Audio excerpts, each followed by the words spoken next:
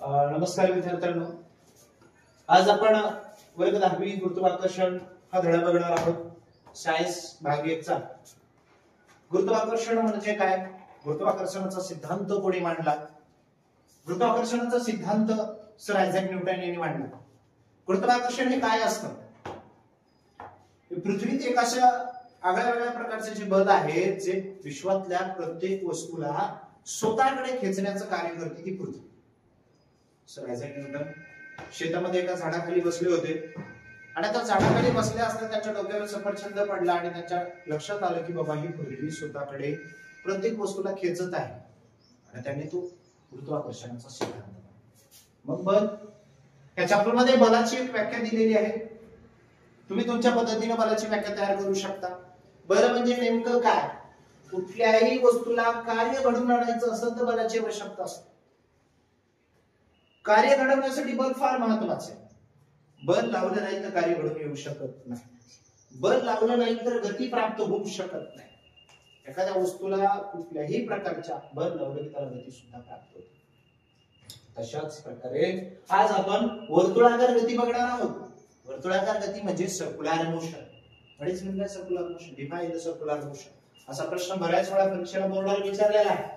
मग आपण सांगू शकतो जर एखादी वस्तू वर्तुळाकार कक्षेत भ्रमण करत असेल तर त्याला वर्तुळाकार गती असं म्हणत असतं. उदाहरण त्याचं फॅन. उदाहरण काय आहे?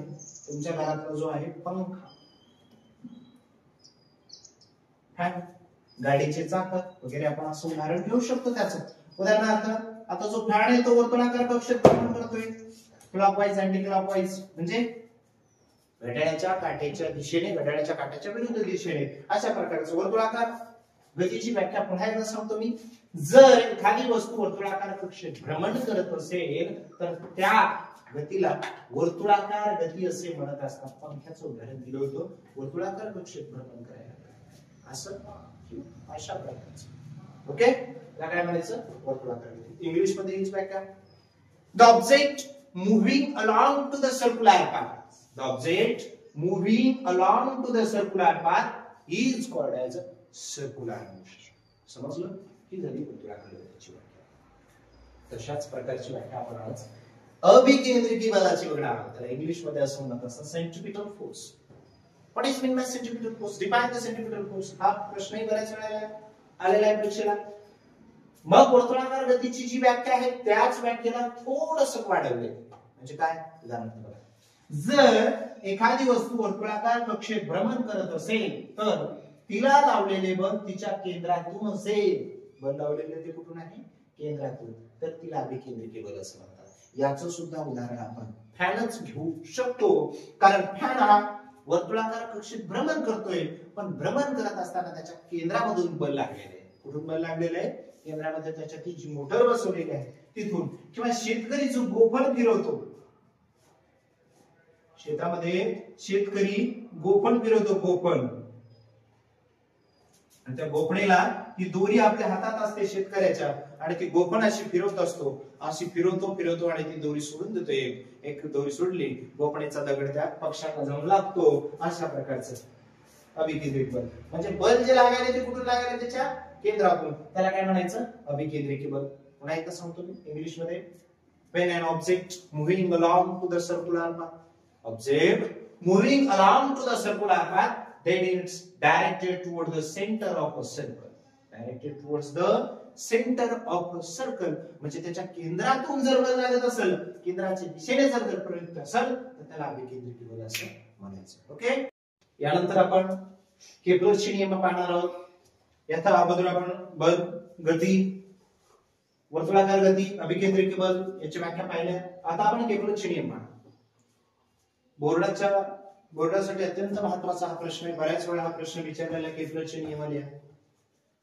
ठीक आहे, तर केपलर्स काय आहे? केपलरचे नियम कसे आहेत ते बघू आपण आता.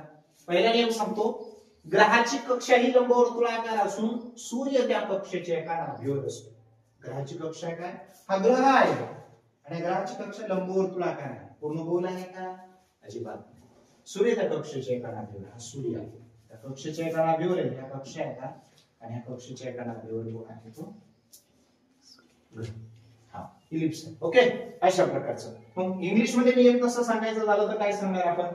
The orbit of a planet is an ellipse with the sun at one of the foci. Foci म्हणजे नाभी, त्याच्या नाभीवर असतो. म्हणजे ग्रहाची कक्षा ही कशी आहे? इलिप्स म्हणजे लंबवर्तुळाकार आहे आणि सूर्य म्हणजे सन आहे. त्या कक्षेच्या ऑर्बिट कक्षा आहे, त्या कक्षेच्या एका नाभीवर असतो. असा पहिला नियम झाला.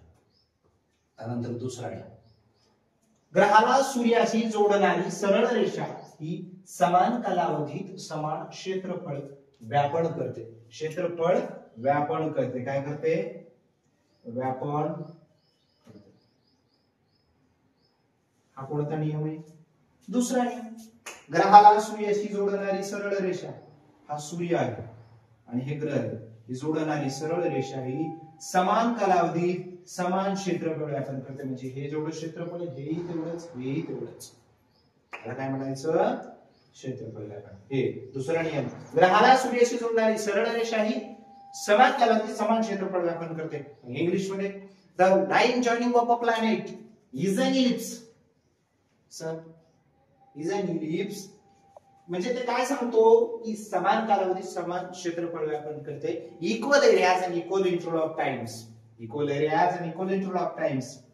The orbit of a planet is an ellipse म्हणजे तशा प्रकारचे जे हे आहेत, अशा प्रकारचं the line joining of a planet sun sweep equal areas and equal interval of times. Sun sweep equal areas and equal interval of time म्हणजे जेवढं त्याचं क्षेत्रफळ तेवढ्या समान कालावधीत तो समान क्षेत्रफळ काय करतोय?